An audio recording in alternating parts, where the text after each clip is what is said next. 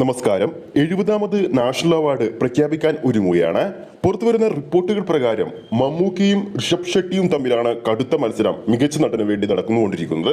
India മൊത്തം ചർച്ചയായ കാന്താര എന്ന സിനിമയിലെ പ്രകടനത്തിലൂടെയും ഋഷഭ് ഷെട്ടിയും നൻപകൽ നേരത്ത് മയക്കം, റോഷക്ക്, പുഴു എന്നീ സിനിമയിലെ 3 വ്യത്യസ്ത കഥാപാത്രങ്ങളിലൂടെ ഇന്ത്യൻ സിനിമയെ വിസ്മയിപ്പിച്ച മമ്മൂക്കയും തമ്മിലാണ് ഈ ഒരു മത്സര വിഭാഗത്തിൽ കടുത്ത മത്സരം നടക്കുന്നത്.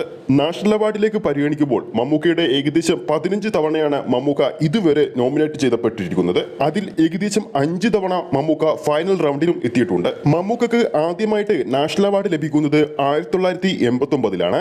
ഒരു വടക്കം വീരഗാഥ, മതിലുകൾ എന്നീ സിനിമകളിലെ പ്രകടനത്തിലൂടെയാണ് അദ്ദേഹത്തിന് നാഷണൽ അവാർഡുകൾ അന്ന് ലഭിച്ചിരുന്നത്. പിന്നീട് 1993-ൽ വിധേയൻ, പൊന്തന്മാട എന്നീ സിനിമകളിലൂടെയും മമ്മൂക്കക്ക് മികച്ച നടനുള്ള നാഷണൽ അവാർഡ് ലഭിക്കുകയുണ്ടായി. മമ്മൂക്കക്ക് അവസാനമായി നാഷണൽ അവാർഡ് ലഭിച്ചത് 1998-ലാണ്. അതും മലയാളമല്ലാത്ത ഒരു അന്യഭാഷ ചിത്രത്തിനാണ് മമ്മൂക്കക്ക് നാഷണൽ അവാർഡ് ലഭിക്കുന്നത്. 1998-ൽ പുറത്തിറങ്ങിയ അംബേദ്കറിലൂടെയാണ് അവസാനമായി മമ്മൂക്കക്ക് നാഷണൽ അവാർഡ് ലഭിക്കുന്നത്. നാഷണൽ അവാർഡിൽ മമ്മൂക്കയുടേതായി അവസാനമായി ഫൈനൽ റൗണ്ടിൽ വന്ന ചിത്രം 2015-ൽ പത്തേമാരിയായിരുന്നു. അപ്പോൾ നമ്മുടെ പ്രേക്ഷകരുടെ അഭിപ്രായത്തിൽ 70ാമത് നാഷണൽ അവാർഡിൽ മികച്ച നടനാകാനുള്ള അർഹത മമ്മൂക്കക്കാണോ ഋഷഭ് ഷെട്ടിക്കാണോ എന്ന് താഴെ കമന്റ് ചെയ്യാവുന്നതാണ്.